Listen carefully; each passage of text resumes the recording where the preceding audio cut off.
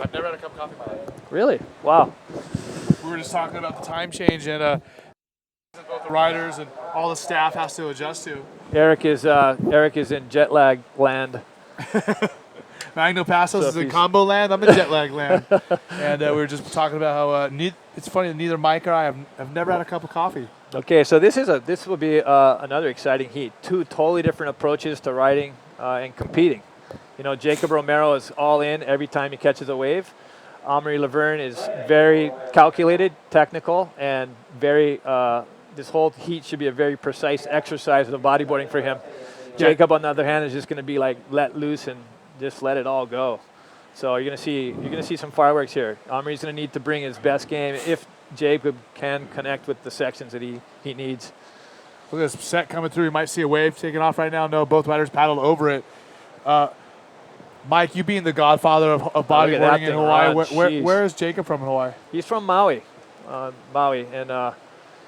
and so that's one of the outer islands from Oahu, and it's probably the second most populated island. The original capital of Hawaii was in Lahaina. Yeah, interesting. And so I'm up on my Hawaiian history, bro. There you go, cuz. Yeah, you know, he surfs the north side there over by Ledges and Kahului Harbor and, you know, all those little ramps. And there's so many, like, rampy bowls that he's really been able to fine-tune his air skills. And so him and his brother, in fact, his brother doing the Angry Dragon and a bunch of other kind of unique moves. And just watching, you know, Jacob, he's a compact rider, and he can flip off of anything. Yeah. And do just about anything off of anything. So he's kind of a dynamic guy. And Amaury, on the other hand, has won the last event at the South Coast. He's on a world title quest, and I've been seeing him around in town and stuff. He's a focused individual at the moment. Yeah, he did. So you're going to see a textbook heat here by him. He's going to need to really do that. So and here he is. Smart. This is Amaury. Okay, so right now, before we get to the first wave in this heat, which we almost saw right there, why don't we throw it down to Yo-Yo with Dave Winchester, who came through in the last minute to win that first heat of the round. And we are start with the man-to-man, and here's Winnie just winning the first hit. Oh, that was a roller coaster. It was crazy. I couldn't get past a 3 the whole heat, and so I knew I needed a 4 or something after that nice long barrel, and then that one came through, and Magno didn't really want to go it, so I was just like, I'm just going to go for it. So and it paid off. You led in combination Magno with a big movement. Tell us about this wave, please. Yeah, it's kind of really big on the takeoff, and it sort of had a long thing. I just knew it was going to close out, so I knew I was going to either have to invert or roll off it, and I actually felt like I hit it too early, and I was just looking down going, oh no, I'm not going to make this thing, and I knew that'd only be sort of 2 minutes to go after, so I was just holding on and just like rode it all the way under the rocks to make sure. Winnie, congratulations, and I hope to see you again here, right? Yeah, thanks. I hope my wife is watching. I hope that wasn't too stressful, but we got the win, so I'll see you soon. Thanks, and back to you guys. There's one stoked individual there, Dave Winchester, super amped. You know, that's one of the best feelings coming from behind. It's just like coming from behind in like a barrel where you don't think you're going to make, you know, and you make that, you just have just such a great feeling. And coming through in a heat that you think gosh, that first part of the heat, you know, it's the slowest I've seen him, I think, ever in a heat. He just seemed like he was just cruising. So, yeah, he came in big with the last couple big scores. And well, I mean, when you have such a consistent record of doing well here, I guess it makes you confident and patient, right? I assume. Yeah, he's one collected, calm individual. You know, normally guys when a heat, it's like, you know, you pick up the pace. He just seems like he doesn't really pick up the pace, but he somehow gets the better waves. He's just like a wave magnet. And you know, this is a great opportunity for Amaury. You know, if he does well in this heat against Jacob Romero, he knows that Jeff Hubbard's going to have his hands full later on. That's right. Competing against GT. So, I mean, the world title points could be shaken up quite a bit in this event. Well, this basically, I mean, whoever goes further between Ben and Amaury and Jeff, whoever goes further will move forward. And because it's so close right now, Jeff's in the lead, but that lead could be, if he doesn't pass Omri and Ben, then those guys will pass him in the World Tour ratings. And with one event to go, and possibly Fronton, I think is yet to be confirmed, but it's probably going to happen. It's really, the race is tightening up. So this event is actually critical. It's so critical to the riders' campaign for the world title.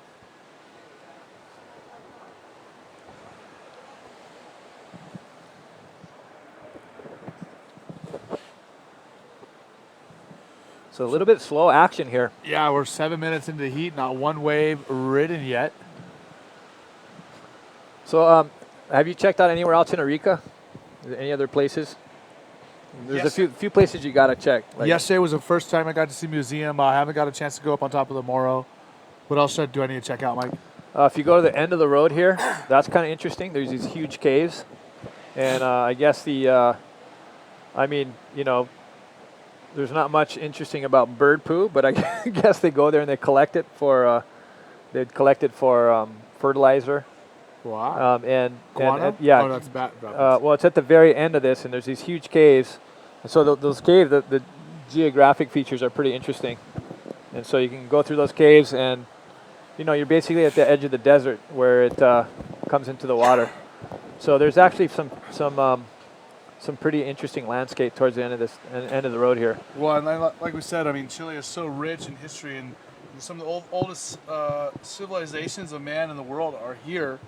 We talk about all the mummies that are here, and the museums and stuff like that. And I guess if you go down here to the south, there's like all different caves and stuff in the cliffs, and there's literally there's thousands of mummies, and you can just find them pretty much anywhere. Like they're everywhere. Yeah, haven't never found one, but maybe you're right. I don't know how many there are. There's Benny. Benny's psyched up. Yeah. Yeah, he's out. He's got his game face on. He knows what's up. And he's got a tough heat. Alan's coming up. Yeah, he does. And I got a little bit of information about how it works here with people who live in Chile, and if they find mummies or any significant archaeological items on their land, the museum will buy them from them. Oh, interesting. However, if the government is interested enough in it, they come and take your land. And then they'll take the land. And then they'll come and do like a real archaeological dig and bring out all the Oh, scientists. that's not and see good. what's So you're going probably on. better to leave those mummies buried. So a lot of people don't want to know what's on their land because they have their farms or they're called pintas here or parcels. And, sometimes they'll find stuff and they'll put it back. Yeah. Which is pretty funny to me. Oh, I found this 10,000-year-old mummy. Well, quick, hide it. I don't want anyone to know because I don't want them to come take our farm. Here's Magno taking care of some of his fans. Yeah, sometimes it's he's got such a great personality and he's such a kind person. He's always got time for his fans, and it's sometimes it's tough. You come in from a heat and it's disappointing. Like I was saying earlier, you put your whole world into these little 30-minute segments of your life that help you on your quest, and if you don't succeed in that, it's pretty it's disheartening. You're it's really, crushing. Yeah, you get pretty bummed. Like I was pretty disappointed yesterday. I just had such a shocker. I was disappointed for you. Yeah. I was. Yeah, thanks, Eric. It makes me feel a little bit better. Good. That's what I'm here for. It's frustrating. It is frustrating. But anyway, yeah, so seat's kind of a slow start, actually. There's no waves ridden. It's 10 minutes in. That spit right there. And Here's a second. I think they're all being super selective. They know that it's going to be pretty, that they need that. They can't make too many mistakes in this heat. And I think as long as both of them aren't catching waves, and at least they know that where the other guy's at. Yeah, for sure. And with over a third of this heat already gone, it's going to make it rather difficult. I mean, what that means is these guys are going to, at this point, they have to be even more picky and make sure the few waves they do get are high scoring. It's not like where you can get a couple waves and maybe that one wasn't very good, but I can get another one. But now it's like a 20-minute heat. Yeah, and so I think Omri, you know, he's a well-seasoned competitor. I mean, he's been a runner-up. Actually, he was a runner-up to me here a few years ago. And he surfs this place as good as anyone. He's one of my favorite riders to watch out here. He just really has it wired, and he surfs it so well. And so I think, you know, for him, this is going to be he knows how to kind of compress his strategy in a 20-minute block or a 10-minute block or a 5-minute block. He's very disciplined. But hey, there's not much you can do if you're not getting waves. I think part of the thing that's on the back of these guys' minds is they don't want to get caught inside. They saw those sets. Maybe they don't want to get caught inside. You know, they're waiting for the bigger sets, and some of these other ones are pretty far in, so they don't want to move in here and try to get these. Well, I think after yesterday, I mean, today should seem much easier to compete in as far as, you know, getting caught inside or getting back out to the lineup. I mean, these guys had a difficult time yesterday, and I think today would not be nearly as hard. Yeah. There's Jake Stone. He went down yesterday with me. He's pretty disappointed, but it's good learning for him. You know, he's a young rider coming up. He's got years ahead of him, and promising future. And a beard. Yeah, he's growing a beard. Maybe he's trying to catch up to David Albert. It's going to be a while, though. It's going to be a while. Merlin certainly has the David claim kind of, on I think I've measured his beard a couple times, and it doesn't seem like it gets much longer because I think it starts getting fragile after a while. It From all breaks the sun and salt, and then it breaks the hair, and so it's gets super ahu or blonde at the end, and then it just kind of crumbles off. So, but you know, probably he's been growing that thing ever since I've known him. So it's, Yeah, he for probably sure. has about 10 feet of hair somewhere.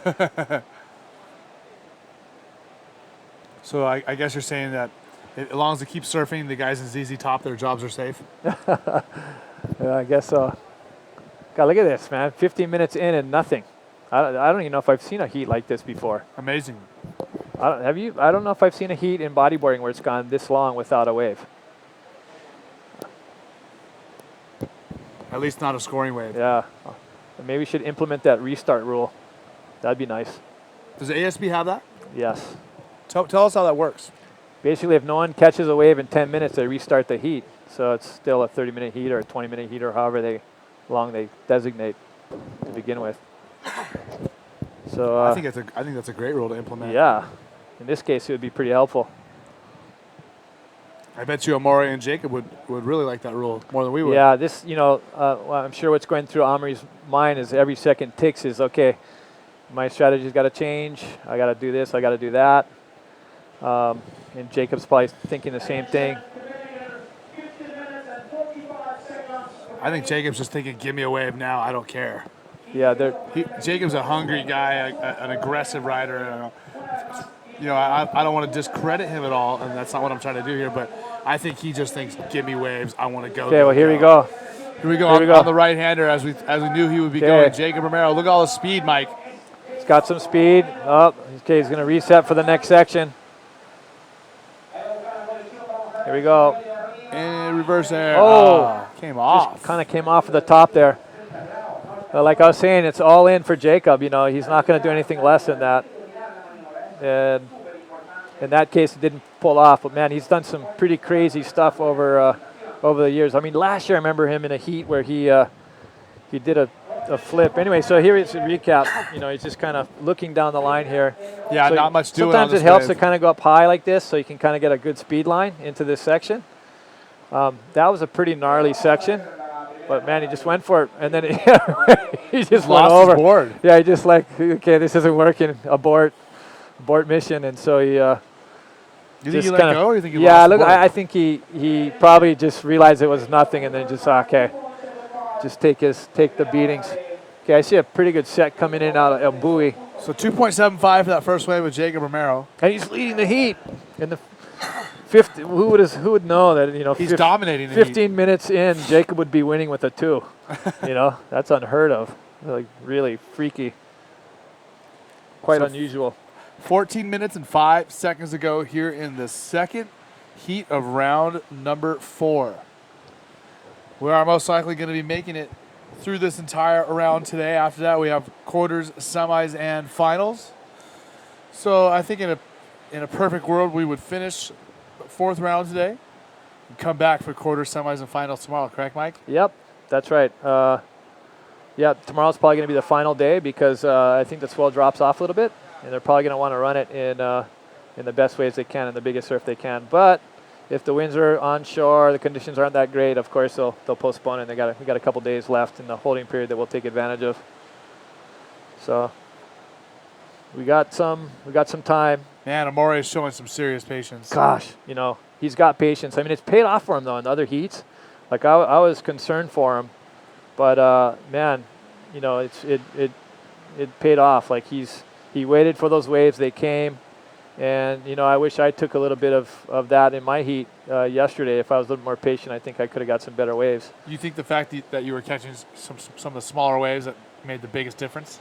Yeah, well, that last one was really too small, and the other ones were just like I was just trying to get something going, But yeah, for sure, if I had waited just a little bit longer, maybe I could have got a better wave.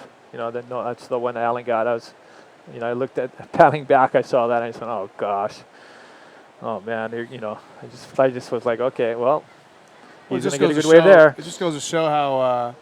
Your wave knowledge and your ability to judge the waves plays into the bodyboard contest just as much as your ability to ride the wave. Yeah, that's right. I mean, you really want to be on the best waves for sure. I mean, there's winning waves in heats, and if you're on them, okay, this looks like something here. Yeah, finally, okay, yeah, this could be a good one. Now watch how he does 18 this. minutes into the heat before his first wave. Big Nice roll. big roll. He's got it. He's going to hold on. He's got crazy core strength. He'll try to hold on through that.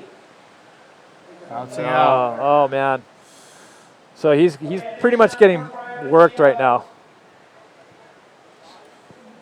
So he's got a GoPro on. So this is.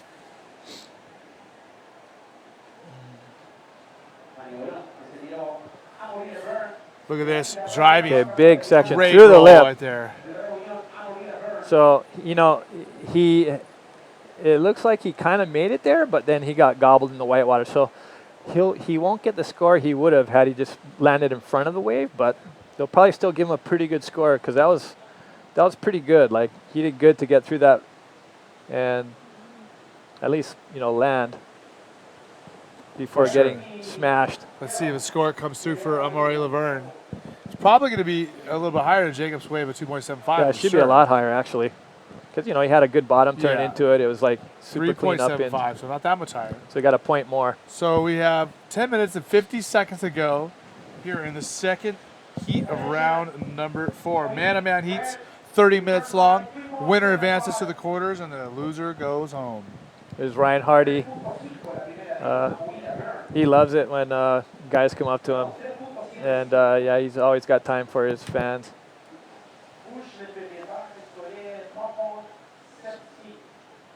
So next heat is going to be Yuri and Diego. Another great heat. Yuri, a previous world champion. Diego Cabrera, the young, hungry Canarian. Yeah. So that's going to be a. And that wave over there at Fronton, it reminds me of this.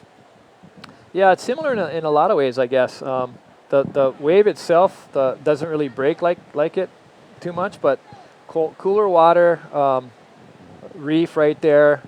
Hollow sections, a lot of power. This you could find this wave in Canary very easily.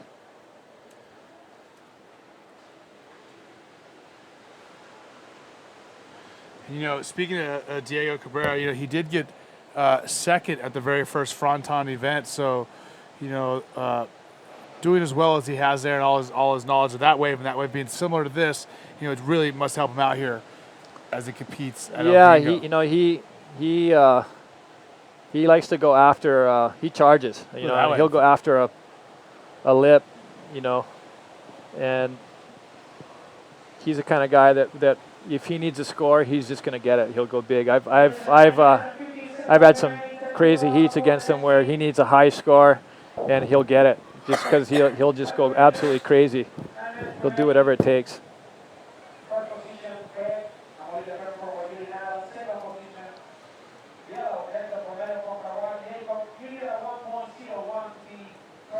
Okay, so this is Man. like really Odd. wild. You know, we've gone almost 25 minutes in, and these guys have caught basically a total of 5 points. You know, which is just I've never seen this before. Okay, they're gonna have to start. So this is gonna be like a one-wave heat. You know, based on the present course, this is like the next wave will win. You know, determine who gets through. This could be one right here. Oh. Yeah, it looks like that. Maybe because of the period, it seems like it's kind of walled up. There's a set out the back as well.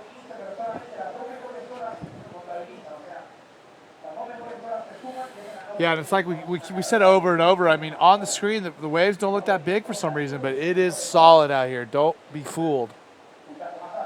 Yeah, I guess it's maybe because it's all like stacked. There's no dimension to it. You don't see the proximity of the rocks, and you see all these waves coming in, and you're thinking, well, why didn't he catch that one or this one? Well, those are actually probably about a good 10, 15 meters in from where they are.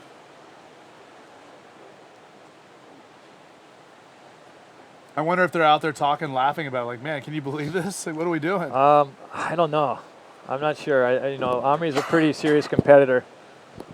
You know, he wants nothing more than to get through this heat, and he'll do whatever it takes to do that.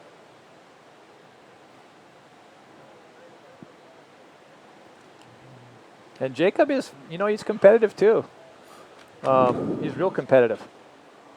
You know, that's kind of silly comment. I mean, obviously he's competitive. He's in this contest, but you know, you meet guys that kind of have a different approach to the heat. And Jacob, I would say, is, you know, he kind of comes across like he's a little bit more carefree, but you know, he's just as competitive as the next guy out there. You know, he's basically took out a loan to get down here, and so he's got a lot at stake. And in Omri's case, it's like a world title at stake. Yeah. And it looks like there's some sets coming out the back here, Mike. This Okay. could be a game changer right here. Yep. Now it's interesting. I believe Jacob's got priority. He's waiting on the inside, so he's going to kind of control it. We'll see see what happens here. You're going to see some pretty interesting antics here. Omri on the left, the winner of the South Coast Crusade. In and out again. Just didn't do it for him. Is Jacob going to be out the back on the right? Here he is. Okay, big wave for Jacob. Absolutely critical wave for him here. Close out. So these guys are just getting shut down. It's just a shocking heat for them. So by the time both these guys get back to the lineup, we're going to be at about 5 minutes, maybe 4 minutes. I've never seen a heat like this go. in my entire life, I don't think. I mean, this is just crazy. Their total scores are going to be less than 5 points. Or thereabouts. With 5 minutes to go. How's that? Well, crazy things do happen here. This is a live event.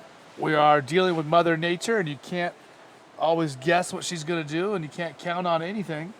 You just have to be prepared for when it happens. Yeah, that's right. And, you know, I did have a heat out here a while back. Actually, it was with Diego, I believe. Or no, it was a different Canary guy.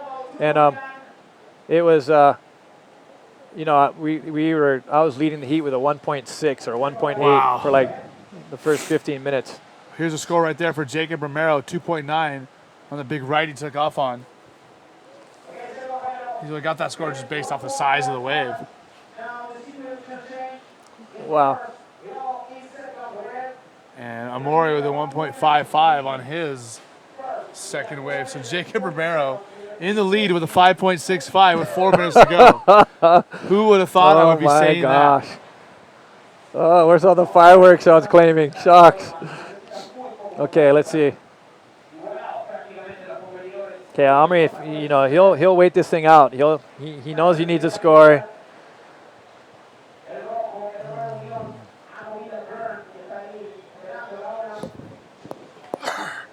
Okay, here's Omri.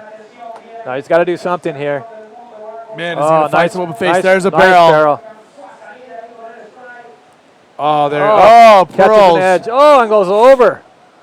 Well, yeah, and you see him. He's going to be dealing with some problems yeah, there. you know, I wouldn't be surprised if sitting all that time gets kind of cold and whatnot, but at least, you know, that should better his he'll probably move into the lead. The problem is there's 3 minutes left, and Jacob's going to find his way back out there, and he's not going to need much. So if he's, you know, just get back out there. So good barrel. Yep. Pulling up high. Stalling. Yep. So he'll get a decent score for that. Oh, big move. Just heard the crowd go crazy. Wait for this replay of Jacob Romero. Okay, this could be absolutely critical for this heat here. So if Omri can get out there in time, he'll have a dig at this, but I think this is a pretty big, look at this section for Jacob. What's he going to do? Driving. Boom. Just a big air. Inverts it right there. Lands. Boom. Oh, back out. That's awesome right there. Tough landing. Smart to be coming straight in on that. Yeah, and claims it. Lets everyone know, hey, I'm in full control before he bails. Looks like he might have been winded on that one because he's kind of just cruising. He's not using his arms paddling. So, yeah, well, he's just checked the time. Yeah, he's just cruising, man. He, you know.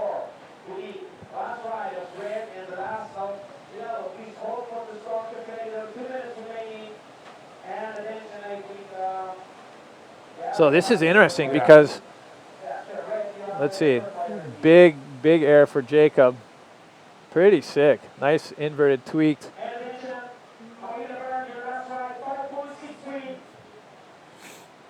Okay, we're waiting for. So Omri's last score is a 5.63 with a 3.75. That's a point total of 9.38. Romero got a 9.2 for that. Wow. So that's going to make it. You know, if with minute 28, if Omri can make his way out there, he doesn't need much. He needs a 6.48 to pass him, but it's going to be hard now. So look at these scores: a 2.7, a 2.9, and a 9. Well, Omri was up on the rocks not that long ago. So is Omri back out there? Or is that the next heat? I'm having a hard time viewing it from here. Yeah, I see a man in red, but I don't know if that's Omri or the next heat, which would make it Uri Valadao. Yeah, I don't know. I think it is Omri. Yeah, No, gosh. there's two guys in red out in the lineup, so they're both out there. So Omri is in the lineup.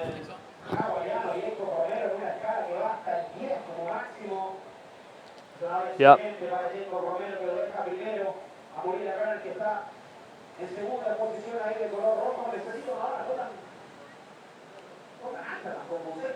.30 seconds to go.